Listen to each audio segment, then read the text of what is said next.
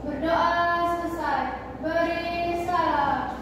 Assalamualaikum warahmatullahi wabarakatuh. Waalaikumsalam warahmatullahi wabarakatuh. Oke, sebelum mulai pelajaran, Ibu absen dulu ya. Andini, Angeli, Arwina, Chelsea, mana Chelsea?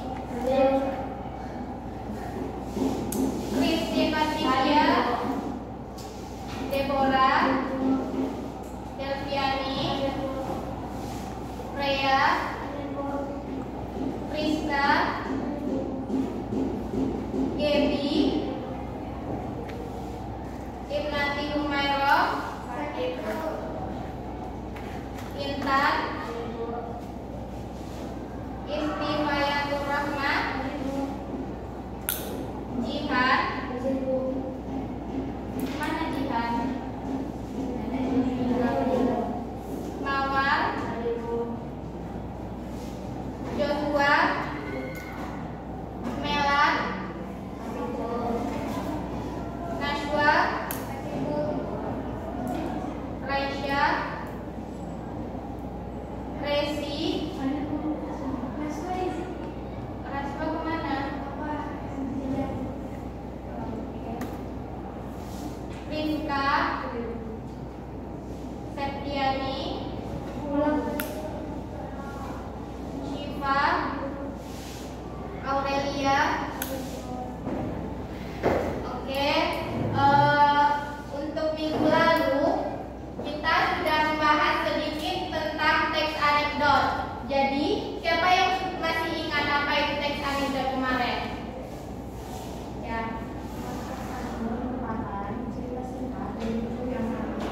Ya, ada yang lain? Ada yang masih ingat? Teks anekdot itu apa ya? Coba.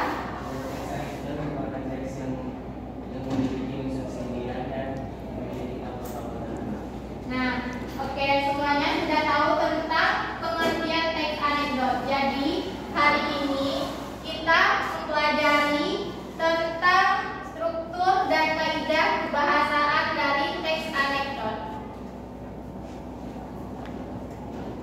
Nah, di sini sebelum masuk ke dalam struktur dan kaidah bahasa teks anekdot, kita melihat video atau contoh dari teks anekdot tersebut. Ada?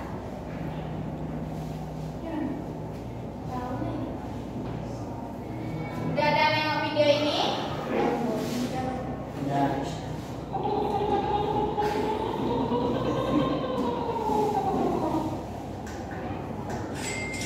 Semuanya perhatikan videonya ya, nanti ditanya strukturnya yang mana.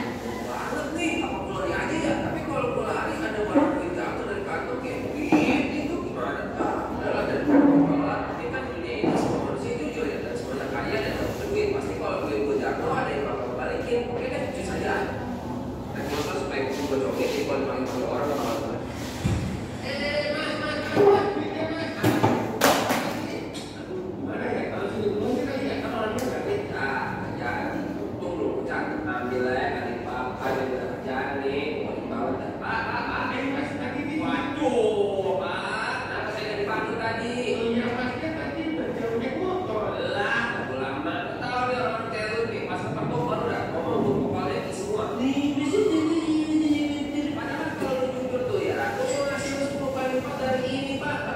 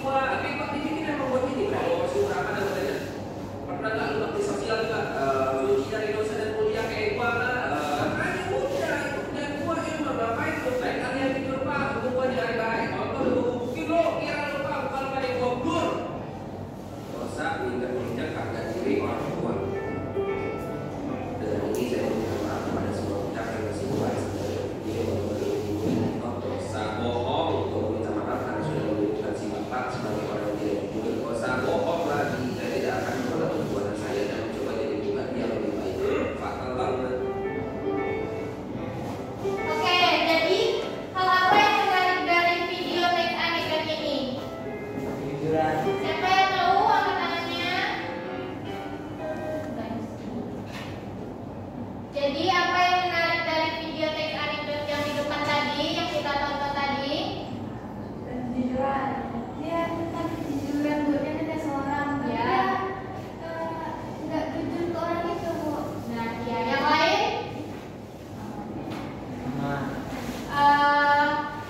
Apa aja masalah dari teks anekdot yang tadi? Ya, bagian di mananya? Komunikasi. Komunikasinya di bagian mana? Berbohong. Terus Ya, yang mana ya? Nah, ini dia ya. Di situ ada bagian.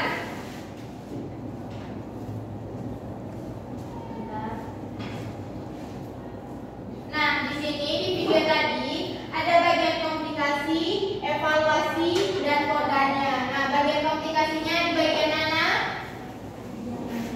Itu sedang Ya. diburu-buru. Yang mana coba satu orang? Yang baca? Ya, silakan. bagian komunikasinya itu sedang berburu-buru dan harus menyusun apakah akan berlari atau tidak. Dia khawatir bahwa jika dia berlari barang-barangnya akan jatuh dari kantongnya, termasuk uangnya. Dia juga khawatir bahwa jika dia tidak berlari, dia akan kenapa.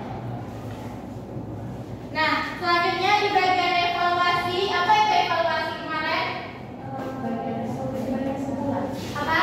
Bagian kesimpulan. Nah, bagian kesimpulan, coba bacakan bagian evaluasi dari video tadi.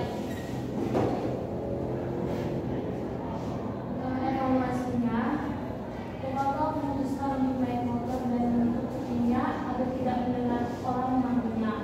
Dia kemudian menjatuhkan uangnya dan pergi. Orang yang menemukan uang tersebut kemudian mengembalikannya kepada toko. Tetapi toko tidak mengakuinya.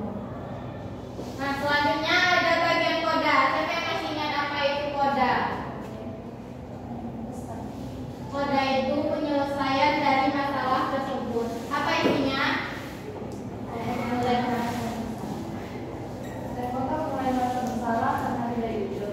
Dia kemudian menyadari bahwa dia telah gagal dalam tes kejujuran yang diberikan kepadanya. Dia kemudian meminta maaf kepada semua orang yang tersinggung oleh video itu. Nah, selanjutnya selain itu tadi bagian evaluasi, koda, dan yang tadi juga, apa lagi yang menarik dari video yang kita tonton barusan? Ada malaikat. Apa? Ada malaikat. Atau kita nonton lagi, step itu siapa yang bisa menyimpulkannya? Kita tonton sekali lagi ya.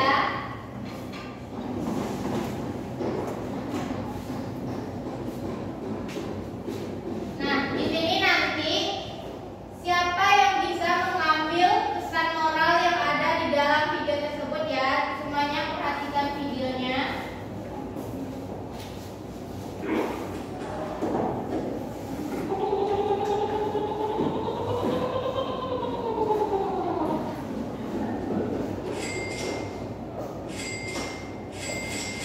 Aduh, mesti buru banget nih. Apa gue lari aja ya? Tapi kalau gue lari ada barang gue yang jatuh dari kantong kayak duit gitu gimana? Udahlah daripada gue telat. Dia kan dunia ini semua manusia jujur ya, dan semuanya kaya dan gak butuh duit. Pasti kalau duit gue jatuh ada yang bakal gue balikin. Oke deh, cus aja.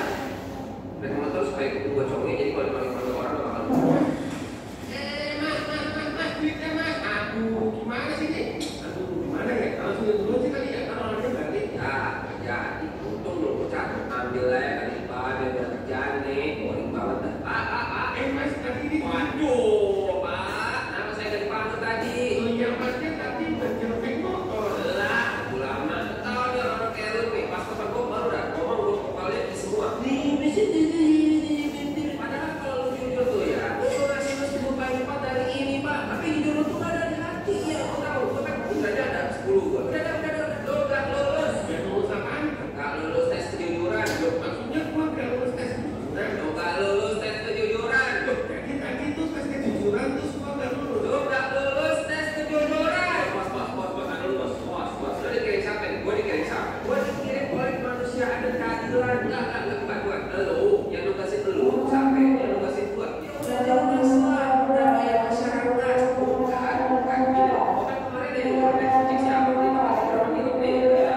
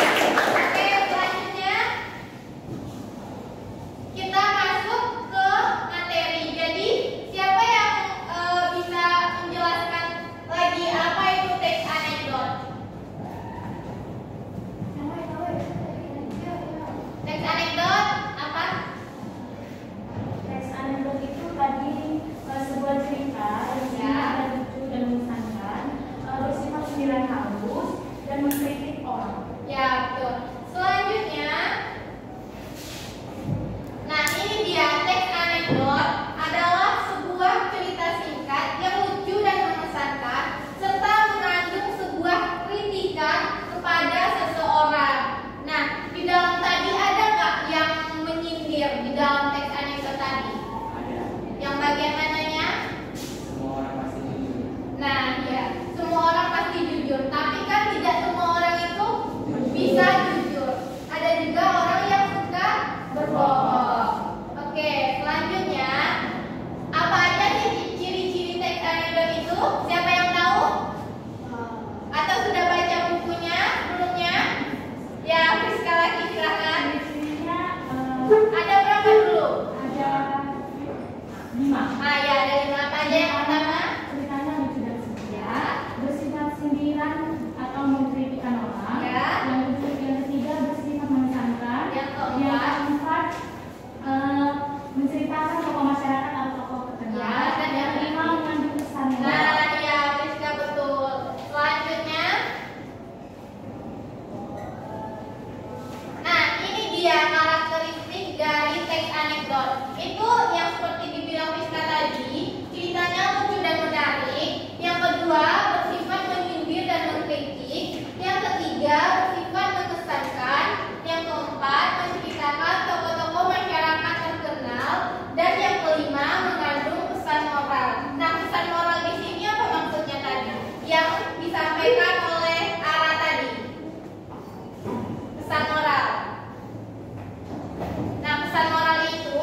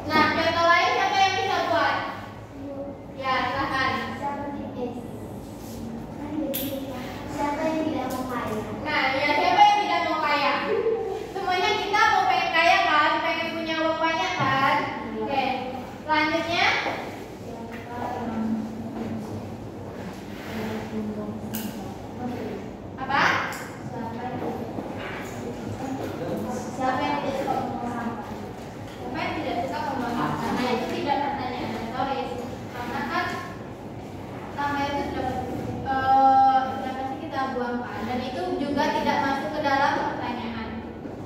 Oke, semuanya sudah bisa membuat pertanyaan retoris? Sudah. Selanjutnya kita lanjut.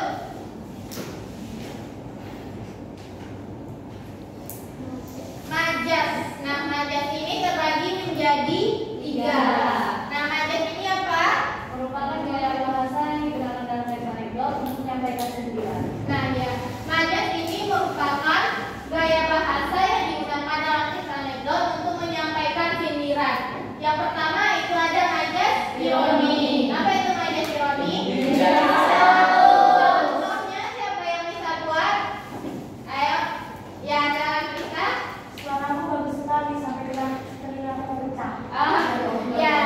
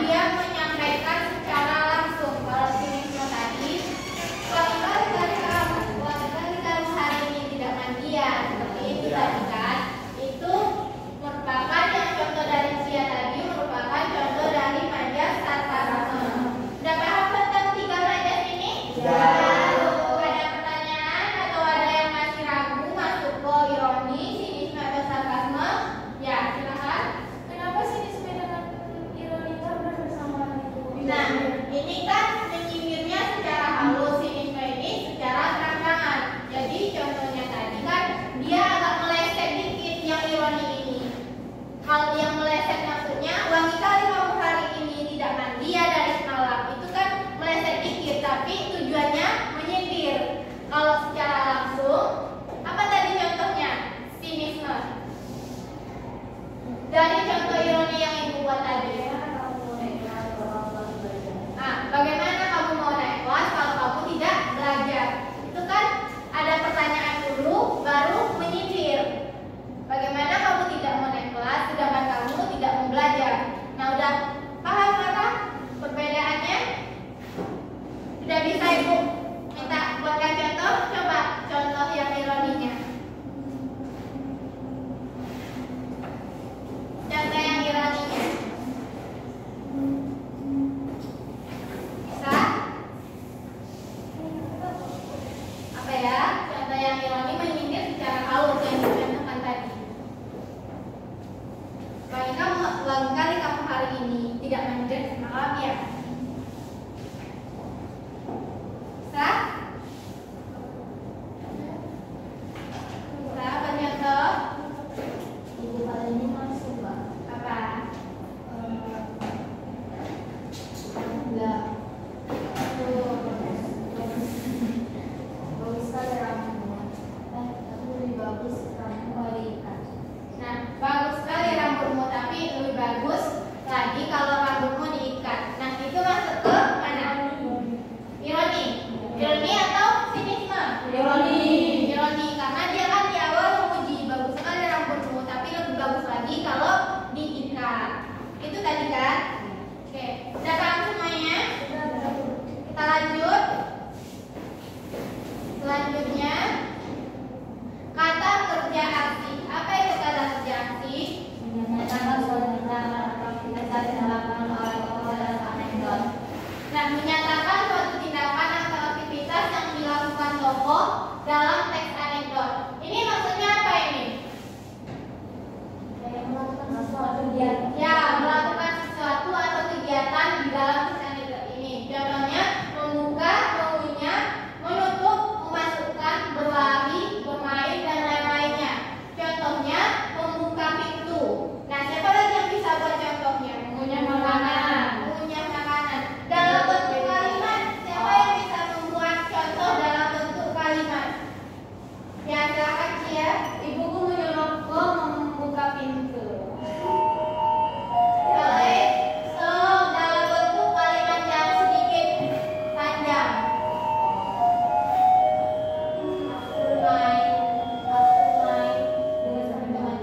Ya, bisa seperti aku sedang bermain sepeda bersama teman-temanku. Atau contoh yang lainnya, setelah membuka pintu, saya langsung berlari keluar.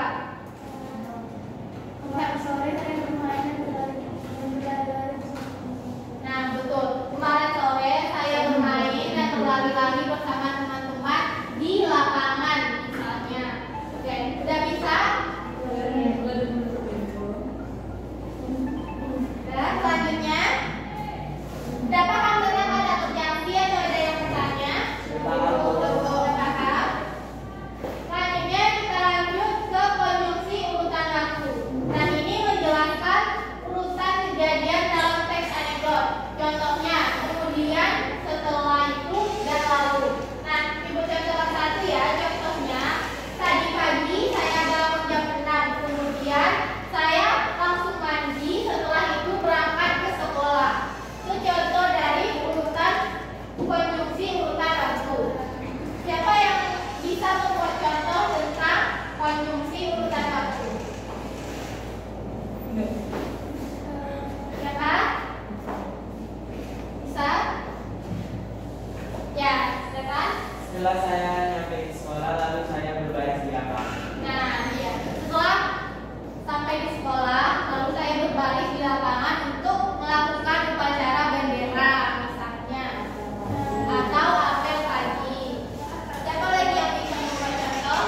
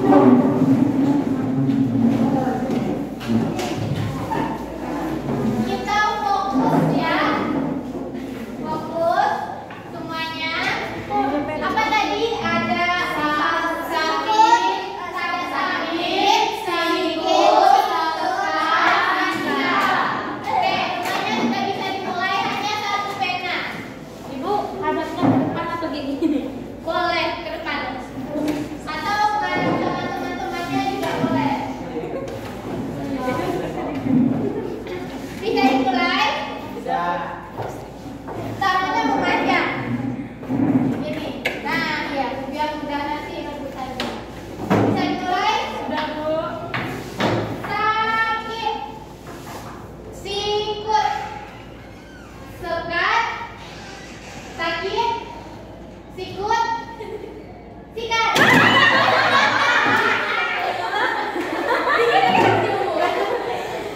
Ya, bukan ya. Jangan tangan semuanya yang kokoh. Kalau tadi pas bisa diambil. Satu kosong. Lagi. Lagi. Oke. Kita mulai sikut. Sikut. Sakit. Suka. Sikut.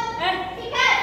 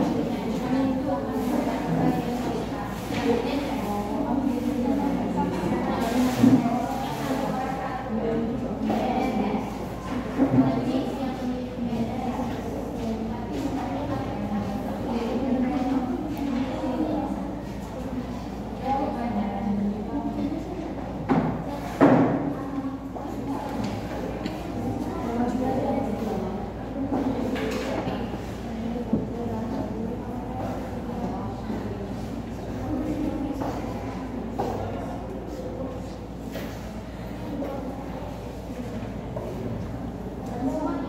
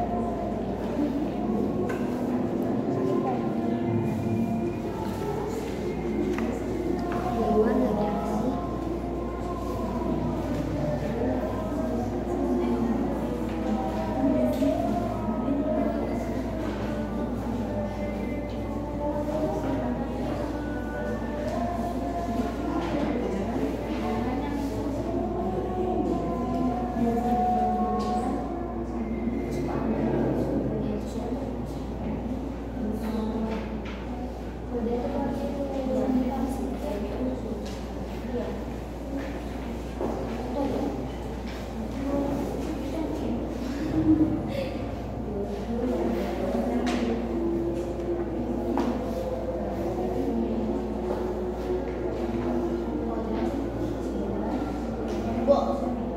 reorientasi sama kodas orientasi. Reorientasi. Reorientasi ada ibu jelaskan tadi.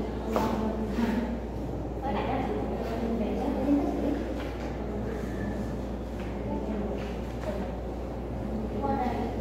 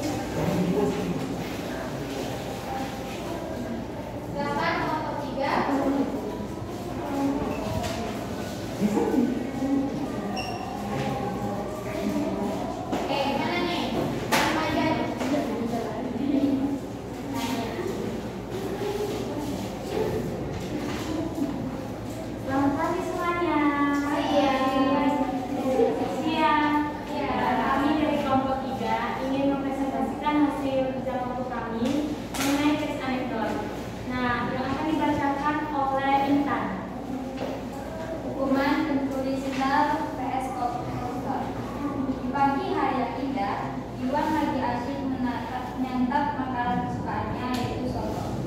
Di warung makan setelah merasa kenyang, Iwan kemudian berdiri dari duduknya untuk beranjak pulang menuju rumah. Dalam perjalanannya pulang menuju rumah, tak disangka tiba-tiba Iwan tertimpa musibah. Iwan terserempet oleh kawanan muda pengendara motor yang melaju kencang bukan negara. Kejadian tersebut mengakibatkan Iwan jatuh ke dalam. Tidak ada luka berat yang dialami oleh Iwan.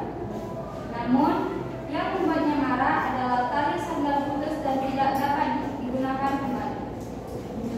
Dengan rasa penuh marah, Iwan terpaksa pulang menuju rumah dengan berjalan kaki tanpa menggunakan sandal. Karena jarak rumah masih cukup jauh, di tengah perjalanan Iwan merasa sakit pada kaki karena tidak memakai sandal. Iwan pun memutuskan untuk membeli sandal di toko terdekat. Sesampainya di toko terdekat, Iwan mulai melihat-lihat dan bertanya merek dan jenis sandal serta harga. Namun, lagi-lagi nasib sial menghampirinya saat Iwan melihat isi dompetnya. Ternyata tak ada satupun merek sandal yang harganya sesuai dengan isi dompetnya.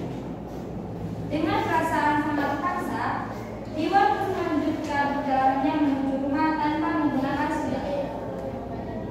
Iwan melintasi Masjid Jami dan dia melihat banyak sandal yang ditinggalkan pemiliknya berjamaah. Kemudian, tanpa berpikir panjang, Iwan langsung mengambil sandal paling bagus yang ada di Masjid Jami tersebut. Malangnya nasib Iwan saat mengambil sandal. Sang pemilik mengetahui sandalnya diambil oleh Iwan. Iwan pun dikejar-kejar oleh pemilik sandal. Sang pemilik sandal kemudian membawa Iwan ke kantor polisi atas tindakan kriminalitas yang telah dilakukan. Setelah dilakukan penyelidikan, Iwan dijatuhi sanksi pada pasal pencurian. Lalu kasusnya akan disidangkan 1 pekan kembali. Malang banget si Iwan, karena perkara sepele saja dapat bikin dia dibawa di hadapan majelis. Akhirnya, tiba juga hari persidangan. Iwan berada di tempat duduk tersangka disertai muka yang baik. Iwan, umur 23 tahun, saudara ternyata ketahuan mencuri sandal seharga Rp30.000. Oleh sebab itu, Anda akan dikenakan sanksi 5 tahun penjara. Loh, Kak, ini tak adil bagi saya. Mengapa hukuman saya lebih berat daripada hukuman koruptor? Lalu hakim menjelaskan kepada Iwan bahwa dia mencuri sandal dan merugikan seseorang dengan nilai Rp30.000 saja. Sementara para koruptor melakukan korupsi uang senilai 2 miliar. Dan itu sama saja merugikan 200 juta rakyat Indonesia. Nah, bila dihitung-hitung, koruptor cuma bikin rupiah saja masing-masing orang. Dengan begitu, kerugian dilakukan oleh Iwan lebih besar dibandingkan aksi yang dikerjakan oleh para koruptor.